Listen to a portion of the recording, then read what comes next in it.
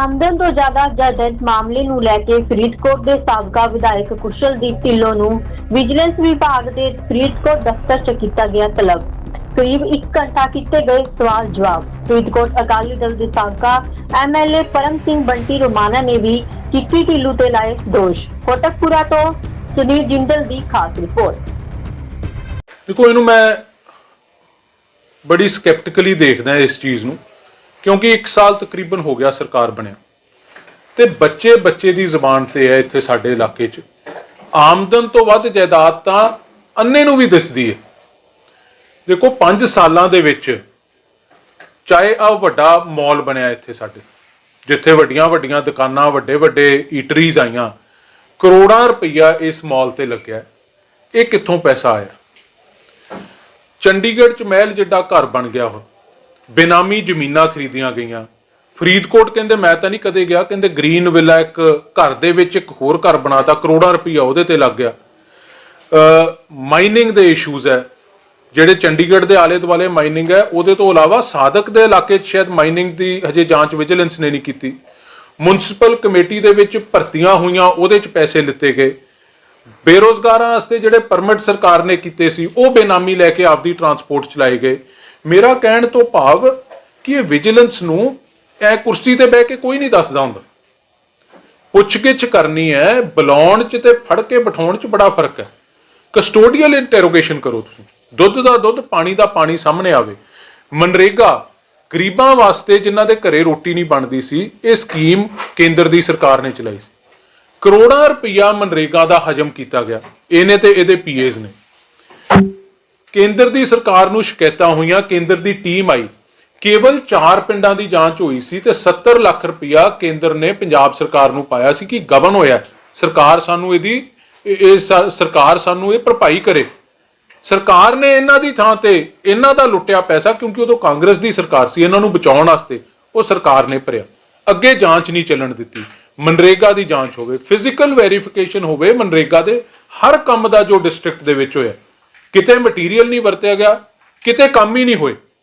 2 ਫਰਮਾਂ ਸੀ ਸਾਰੇ ਜਿਨ੍ਹਾਂ ਨੇ ਸਾਰੇ ਡਿਸਟ੍ਰਿਕਟ 'ਚ ਮਨਰੇਗਾ ਦੀਆਂ ਟਾਈਲਾਂ ਤੇ ਪਾਈਪਾਂ ਦੀ ਸਪਲਾਈ ਦਿੱਤੀ ਹੈ। ਸੋ ਇਹ ਸਾਰੀਆਂ ਚੀਜ਼ਾਂ ਦੀ ਜਾਂਚ ਹੋਣੀ ਚਾਹੀਦੀ ਹੈ ਤੇ ਕਸਟੋਡੀਅਲ ਇੰਟਰੋਗੇਸ਼ਨ ਹੋਣੀ ਚਾਹੀਦੀ ਹੈ। ਲੋਕਾਂ ਦਾ ਪੈਸਾ ਹੈ, ਪਾਈ ਦਾ ਹਿਸਾਬ ਹੋਣਾ ਚਾਹੀਦਾ। ਸਾਡੇ ਇੱਕ ਨਵਾਂ ਅੱਜ ਮੇਰੇ ਧਿਆਨ 'ਚ ਕਿਸੇ ਨੇ ਲਿਆਂਦਾ, STP ਬਣਨਾ ਸੀ ਸਾਡਾ ਜਿਹੜਾ ਸੀਵਰੇਜ ਸਿਸਟਮ ਹੈ ਉਹਦਾ। 15 ਲੱਖ ਰੁਪਇਆ ਏਕੜ ਵਾਲੀ ਜ਼ਮੀਨ 55 ਲੱਖ ਰੁਪਏ 'ਚ ਸਰਕਾਰ ਨੂੰ ਦਿੱਤੀ ਗਈ। ਉਦੋਂ ਬੈਟਰ ਜ਼ਮੀਨ, ਉਦੋਂ ਨੇੜੇ ਜ਼ਮੀਨ, ਸੜਕ ਦੇ ਨੇੜੇ ਆਪਣਾ ਸੇਮ ਨਾਲੇ ਦੇ ਉੱਤੇ 40 ਲੱਖ ਰੁਪਏ ਨੂੰ ਬੰਦੇ ਨੇ ਲਿਖਤੀ ਦਿੱਤਾ ਕਿ ਮੈਂ 40 ਲੱਖ ਰੁਪਏ ਨੂੰ ਦੇਣਾ ਚਾਹੁੰਦਾ। ਉਹ ਨਹੀਂ ਲਿੱਤੀ, ਪਿੱਛੇ ਹਟਮੀ ਦੂਰ ਜਾ ਕੇ ਜਿਹਨੂੰ ਰਸਤਾ ਵੀ ਹੈ ਨਹੀਂ 55 ਲੱਖ ਰੁਪਇਆ ਉਹਦਾ ਦੇਤਾ। ਉਹ ਪੈਸਾ ਕਿਹਦੀ ਜੇਬ 'ਚ ਗਿਆ? ਉਹ ਵੀ ਅਕਾਊਂਟ ਚੈੱਕ ਹੋਣੇ ਚਾਹੀਦੇ, ਕਿਉਂਕਿ ਜਿਹੜੇ ਬੰਦੇ ਦੀ ਜ਼ਮੀਨ ਸੀਗੀ ਉਹਦੇ ਅਕਾਊਂਟ 'ਚ ਪੈਸੇ ਗਏ ਆ, ਉਹਨੇ ਗਾਂ ਕਿਹਦੇ ਅਕਾਊਂਟਾਂ 'ਚ ਟ੍ਰਾਂਸਫਰ ਕੀਤੇ, ਉਹਦਾ ਅਕਾਊਂਟ ਵੀ ਚੈੱਕ ਹੋਵੇ, ਉਹਨੂੰ ਸੱਦਿਆ ਜਾਵੇ। ਸੋ ਮੇਰਾ ਕਹਿਣ ਤੋਂ ਭਾਵ ਇੱਕ ਚੀਜ਼ ਜਿਹੜੀ ਹੈ ਉਹ ਚੈੱਕ ਹੋਣੀ ਚਾਹੀਦੀ ਹੈ, ਕਿਉਂਕਿ ਬੜੇ ਵੱਡੇ ਸ਼ੰਕੇ ਆ ਸਾਡੇ ਇਲਾਕੇ ਦੇ ਲੋਕਾਂ 'ਚ। 5 ਸਾਲ ਪਹਿਲਾਂ ਸਰਕਾਰ ਇਹਨਾਂ ਦੀ ਸੀ, ਉਦੋਂ ਬਚਦੇ ਰਹੇ।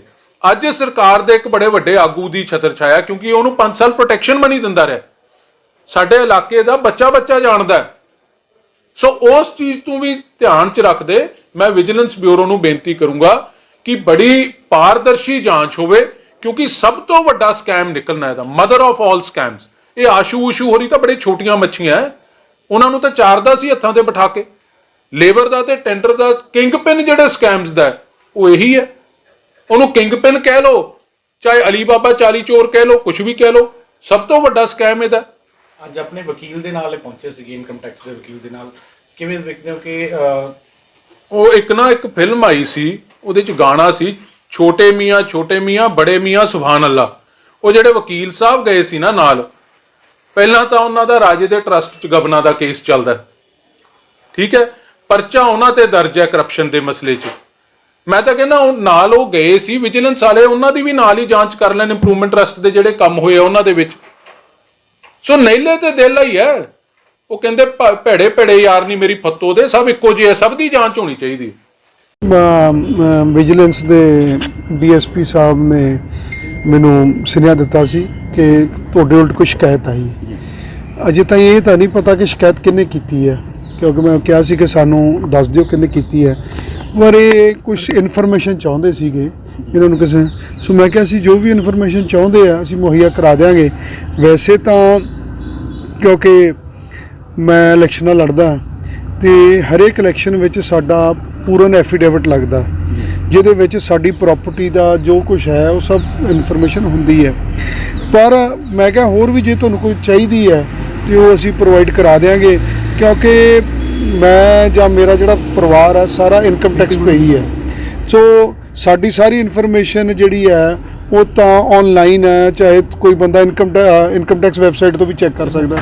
ਸੋ ਅਸੀਂ ਸਾਰੇ ਇਨਕਮ ਟੈਕਸ ਪੇਈ ਹੈ, ਸਾਡਾ ਸਭ ਕੁਝ ਔਨ ਪੇਪਰ ਹੈ, ਸਭ ਕੁਝ ਡਿਕਲੇਅਰਡ ਹੈ। ਸੋ ਇਸ ਕਰਕੇ ਮੈਂ ਕਿਹਾ ਜੀ ਜੇ ਤੁਹਾਨੂੰ ਕੁਝ ਫਿਰ ਵੀ ਚਾਹੀਦਾ ਹੈ ਤੇ ਉਹ ਅਸੀਂ ਤੁਹਾਨੂੰ ਮੁਹੱਈਆ ਕਰਾ ਦੇਵਾਂਗੇ। ਕਲੀਅਰ ਹੈ ਕਿ ਤੁਹਾਨੂੰ ਮਤਲਬ ਆਮਦਨ ਦੇ ਜ਼ਿਆਦਾ ਹੋਣ ਦੇ ਨਾਤੇ ਤੇ ਤੁਹਾਨੂੰ ਬੁਲਾਇਆ ਗਿਆ, ਯਾਨੀ ਕਿ ਸਰੋਤ ਤੋਂ ਵੱਧ ਜਿਹੜੀ ਆਮਦਨ ਤੋਂ ਉਸ ਨੂੰ ਲੈ ਕੇ ਬੁਲਾਇਆ ਗਿਆ। ਦੇਖੋ ਮੇਰੀ ਇੱਕ ਬੇਨਤੀ ਹੈ ਕਿ ਬਿਲਕੁਲ ਇਹਨਾਂ ਨੇ ਜੋ ਇਹ ਕਹਿ ਰਹੇ ਹੈ ਕਿ ਕਿਸੇ ਨੇ ਸ਼ਿਕਾਇਤ ਕੀਤੀ ਹੈ ਕਿ ਡਿਸਪ੍ਰੋਪੋਰਸ਼ਨੇਟ ਐਸੈਟ ਦੀ, ਤੇ ਮੈਂ ਇਹਨਾਂ ਨੂੰ ਹੱਸਦਾ ਸੀਗਾ ਕਿ ਜਦੋਂ ਦਾ ਮੈਂ ਸਿਆਸਤ 'ਚ ਆਇਆ ਉਦੋਂ ਦਾ ਮੈਂ ਸਮਝਦਾ ਕਿ ਗਵਾਇਆ ਜ਼ਿਆਦਾ ਬਣਿਆ ਘੱਟ ਹੈ।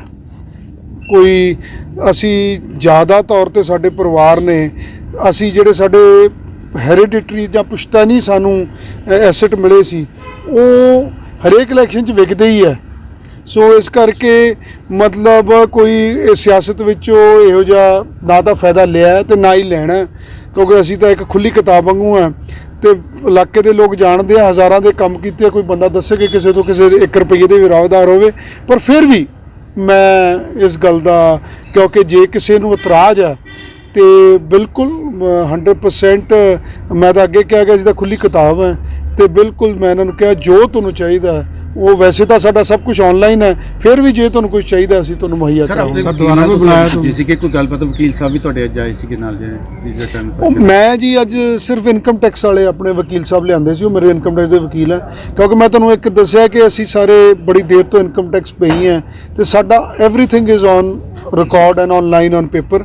ਉਹਨਾਂ ਨੂੰ ਲਿਆਂਦਾ ਸੀ ਕਿ ਕਈ, ਕਿਉਂਕਿ ਬੇਸਿਕਲੀ ਤਾਂ ਉਹਨਾਂ ਨੇ ਇਹਨਾਂ ਨੂੰ ਤਿਆਰ ਕਰਕੇ ਦੇਣਾ ਤਾਂ ਕਿ ਉਹ ਸਮਝ ਲੈਣੇ ਕੀ ਚਾਹੁੰਦੇ ਤੇ ਤਿਆਰ ਕਰਕੇ ਦੇ ਦੇਣ। ਬਾਅਦ ਵੀ ਤੁਹਾਨੂੰ ਕੋਈ ਬੁਲਾਇਆ ਗਿਆ ਜਾਂ ਨਹੀਂ, ਅਜੇ ਤੱਕ ਇਹਨਾਂ ਨੇ ਕੁਝ ਨਹੀਂ ਦੱਸਿਆ। ਇਹਨਾਂ ਨੇ ਕੁਝ ਇਨਫੋਰਮੇਸ਼ਨ ਲਿਖਾਈ ਹੈ ਜਿਹੜੀ ਇਹ ਮੇਰੇ ਇਨਕਮ ਟੈਕਸ ਵਾਲੇ ਜਿਹੜੇ ਵਕੀਲ ਨੇ ਉਹਨਾਂ ਨੇ ਨੋਟ ਕੀਤੀ ਹੈ ਤੇ ਉਹ ਇਹਨਾਂ ਨੂੰ ਬਣਾ ਕੇ ਦੇ ਦੇਣਗੇ। ਜੇ ਫਿਰ ਇਹ ਕੁਝ ਹੋਰ ਚਾਹਣਗੇ ਉਹ ਵੀ ਦੇ ਦੇਣਗੇ। ਕਿੰਨਾ ਸਮਾਂ ਗੱਲਬਾਤ ਹੁੰਦੀ ਜੀ ਤੁਹਾਡੇ, ਕਿੰਨੇ ਜਵਾਬ ਹੁੰਦੇ ਨੇ? ਕੋਈ ਨਹੀਂ, ਮੇਰੇ ਖਿਆਲ ਨਾਲ ਘੰਟਾ ਕੁ, ਸ਼ਾਇਦ ਘੰਟਾ 1.5 ਘੰਟਾ ਇਹਨਾਂ ਨੇ ਜੋ ਇਹਨਾਂ ਦੇ ਜੋ ਇਹ ਚਾਹੁੰਦੇ ਸੀ ਇਹਨਾਂ ਨੇ ਉਹ ਆਪਦੀਆਂ ਗੱਲਾਂ ਦੱਸੀਆਂ ਤੇ ਜੋ ਇਹ ਚਾਹੁੰਦੇ ਆ ਉਹ ਮੇਰੇ ਵਕੀਲ ਸਾਹਿਬ ਨੇ ਨੋਟ ਕਰ ਲਈਆਂ, ਉਹ ਇਹਨਾਂ ਨੂੰ ਬਣਾ ਇਹ ਢਿੱਲੋਂ ਸਾਹਿਬ ਪਹਿਲੀ ਕਾਲ ਸੀ ਜਾਂ ਪਹਿਲਾਂ ਵੀ ਕੋਈ ਨਹੀਂ? ਪਹਿਲੀ ਵਾਰੀ। ਸਾਹਿਬ ਪੰਜਾਬ ਦੇ ਵਿੱਚ ਲਗਾਤਾਰ ਵਿਜੀਲੈਂਸ ਵੱਲੋਂ ਵੱਖ-ਵੱਖ ਲੀਡਰਾਂ ਦੀ ਕੋਈ ਵੀ ਪਾਰਟੀ ਹੋਵੇ ਜਾਂਚ ਕੀਤੀ ਰਹੀ ਹੈ। ਤੁਹਾਨੂੰ ਕੀ ਲੱਗਦਾ ਹੈ ਕਿ ਰਾਜਨੀਤਿਕ ਤੌਰ ਤੇ ਕਰ ਰਹੇ ਕਿ ਵਾਕਈ ਇਹ ਚੀਜ਼ ਦੀ ਜਾਂਚ ਕਰਨਾ ਚਾਹੁੰਦੇ ਹੋ? ਦੇਖੋ ਮੈਂ ਇੱਕ ਗੱਲ ਕਹਿਣਾ ਚਾਹੁੰਦਾ ਕਿ ਜਾਂਚ ਕੋਈ ਮਾੜੀ ਚੀਜ਼ ਨਹੀਂ, ਮੇਰੀ ਇੱਕ ਜਾਂਚ ਕੋਈ ਮਾੜੀ ਚੀਜ਼ ਨਹੀਂ। ਜ਼ਰੂਰ ਜਾਂਚ ਹੋਣੀ ਚਾਹੀਦੀ ਹੈ, ਸਾਰਿਆਂ ਦੀ ਹੋਣੀ ਚਾਹੀਦੀ ਹੈ, ਚਾਹੇ ਕੋਈ ਲੀਡਰ ਨੇ ਚਾਹੇ ਕੋਈ ਅਫਸਰ ਨੇ, ਸਾਰਿਆਂ ਦੀ ਜਾਂਚ ਹੋਣੀ ਚਾਹੀਦੀ ਹੈ। ਜੇ ਕਿਸੇ ਨੂੰ ਕਿਸੇ ਤੇ ਸ਼ਿਕਾਇਤ ਹੈ, ਜਾਂਚ ਕੋਈ ਮਾੜੀ ਚੀਜ਼ ਨਹੀਂ ਗੀ, ਜਾਂਚ ਜ਼ਰੂਰ ਹੋਣੀ ਚਾਹੀਦੀ ਹੈ। ਪਰ ਮੇਰੀ ਇੱਕ ਬੇਨਤੀ ਹੈ ਕਿ ਜਿਹੜੀ ਜਾਂਚ ਉਹ ਇਸ ਮੋਟਿਵ ਨਾਲ ਹੋਣੀ ਚਾਹੀਦੀ ਹੈ ਕਿ ਉਹ ਫੇਅਰ ਹੋਵੇ, ਉਹ ਜਾਇਜ਼ ਹੋਵੇ, ਉਹ ਫੇਅਰ ਹੋਵੇ। ਸਿਰਫ ਰਾਜਨੀਤਿਕ ਲਾਭ ਲੈਣ ਵਾਸਤੇ ਜਾਣ ਕੇ ਕਿਸੇ ਨੂੰ ਖੱਜਲ ਖੁਆਰ ਕੀਤਾ ਜਾਵੇ ਉਹ ਗੱਲ ਮਾੜੀ ਹੈ। ਫਿਰ ਜਾਂਚ ਹਰੇਕ ਦੀ ਹੋਣੀ ਚਾਹੀਦੀ ਹੈ, ਮੈਂ ਇਸ ਗੱਲ ਦੇ ਹੱਕ ਵਿੱਚ ਹਾਂ ਤੇ ਉਹਦੇ ਵਿੱਚੋਂ ਕਿਸੇ ਨੂੰ ਮੈਂ ਸਮਝਦਾ ਭੱਜਣਾ ਵੀ ਨਹੀਂ ਚਾਹੀਦਾ ਉਹਨੂੰ, ਕਿਉਂਕਿ ਅਸੀਂ ਜਿਹੜੇ ਸਿਆਸੀ ਬੰਦੇ ਹਾਂ ਅਸੀਂ ਇੱਕ ਮਤਲਬ ਲੋਕਾਂ ਵਿੱਚ ਰਹਿਣ ਵਾਲੇ ਲੋਕ ਹਾਂ। ਸੋ ਇਸ ਕਰਕੇ ਸਾਡਾ ਜੀਵਨ ਹਰੇਕ ਨੂੰ ਪਤਾ ਹੁੰਦਾ। ਅਗਰ ਤੁਹਾਨੂੰ ਦੁਬਾਰਾ ਬੁਲਾਇਆ ਜਾਂਦਾ ਤਾਂ ਪੂਰਾ ਕੋਆਪਰੇਟ ਕਰੋ। ਮੈਂ ਕਿਹਾ ਜੀ 100% ਕਿਉਂ ਨਾ ਕਰਾਂਗੇ, ਮਤਲਬ ਸਾਡੇ ਕੋਲ ਕੋਈ ਲੁਕਾਉਣ ਨੂੰ ਹੀ ਹੈ ਨਹੀਂ ਜਿਹੜਾ ਅਸੀਂ ਲੁਕਾਉਣਾ, ਜੋ ਸਭ ਕੁਝ ਆਨਲਾਈਨ ਹੈ, ਔਨ ਪੇਪਰ ਹੈ, ਜੋ ਪੁੱਛਣਗੇ ਅਸੀਂ ਦੇਣ ਨੂੰ ਤਿਆਰ ਹਾਂ। ਬਾਕੀ ਮੇਰੀ ਇੱਕ ਬੇਨਤੀ ਹੈ, ਮੈਂ ਇਹ ਗੱਲ ਕਹਿਣਾ ਚਾਹੁੰਦਾ ਕਿ ਜਾਂਚ ਜ਼ਰੂਰ ਕਰੋ, ਮੈਂ ਜਿਵੇਂ ਅੱਗੇ ਕਿਹਾ ਫੇਅਰ ਹੋਣੀ ਚਾਹੀਦੀ। ਦੂਜੀ ਬੇਨਤੀ ਮੇਰੀ ਇਹ ਹੈ ਕਿ ਵਿਜੀਲੈਂਸ ਦੇ ਨਾਲ ਜਿਹੜੇ ਹੋਰ ਮਸਲੇ ਹੈ, ਜਿਹੜੇ ਲੋਕ ਹਿੱਤ ਦੇ ਮਸਲੇ ਹੈ, ਲੋਕਾਂ ਦੇ ਕੰਮ ਹੈ, ਉਹਨਾਂ ਵੱਲ ਵੀ ਜ਼ਰੂਰ ਧਿਆਨ ਦੇਣਾ ਚਾਹੀਦਾ ਕਿ ਲੋਕ ਨਾ ਸਫਰ ਕਰਨ। ਸਿਰਫ ਮਤਲਬ ਅਖਬਾਰਾਂ 'ਚ ਹੀ ਸੁਰਖੀਆਂ ਨਾ ਰਹਿਣ, ਲੋਕਾਂ ਦੇ ਵੀ ਮਸਲੇ ਹੱਲ ਹੋਣੇ ਚਾਹੀਦੇ ਹੈ, ਮੇਰੀ ਸੋਚ ਹੈ। ਦੂਜੀ ਬੇਨਤੀ ਇਹ ਹੈ ਕਿ ਇਹ ਵੀ ਜ਼ਰੂਰ ਦੇਖਣਾ ਚਾਹੀਦਾ, ਇੱਕ ਸਰਵੇ ਕਰਾਉਣਾ ਚਾਹੀਦਾ ਹੈ ਕਿ ਕੀ ਅੱਜ ਕਰਪਸ਼ਨ ਬੰਦ ਹੋ ਗਈ ਕਿ ਤਹਿਸੀਲਾਂ ਵਿੱਚ ਜਾਂ ਦਫ਼ਤਰਾਂ ਵਿੱਚ ਕਰਪਸ਼ਨ ਬੰਦ ਹੋ ਗਈ। ਸੋ ਇਹ ਵੀ ਦੇਖਣਾ ਚਾਹੀਦਾ ਹੈ, ਕਿਉਂਕਿ ਜਦੋਂ ਸਰਕਾਰ ਕੋਈ ਚੱਲ ਰਹੀ ਹੁੰਦੀ ਹੈ ਤੇ ਉਹਨਾਂ ਨੂੰ ਇਹ ਵੀ ਆਪਦੇ ਆਪ ਨੂੰ ਵੀ ਕ੍ਰਾਸ ਚੈੱਕ ਕਰਨਾ ਚਾਹੀਦਾ ਕਿ ਅੱਜ ਹਾਲਾਤ ਕੀ ਨੇ ਥੱਲੇ। ਸੋ ਇਹ ਵੀ ਜ਼ਰੂਰ ਦੇਖਣਾ ਸਰ ਤੁਹਾਡੇ ਸਮੇਂ 'ਚ